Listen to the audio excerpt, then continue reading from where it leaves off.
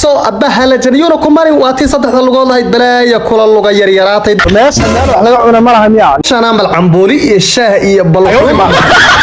waa meel wada dhalaali war meesha joogay wariya maada meesha la jooga oqole maatiin wuxuu koobooyin meesha isugu keenay war waxa hoognayo meesha koobooyin yar laga soo buuxiyay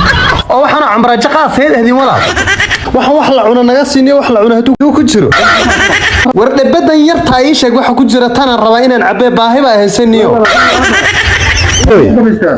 waxaan ka qabaysan nijaas baa jikaygu nijaas ma qof muslim oo daahiraan ah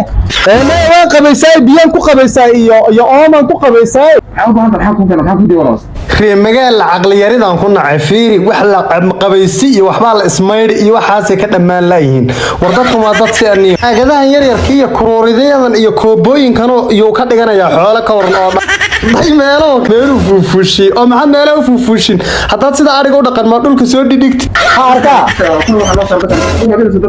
tanyanday chilaq kulaha wax reebade uu nuuray walada ma xarabta bariis iyo shaah iyo waxa soo baahanaa marka bariis iyo shaah iyo soo dhibsa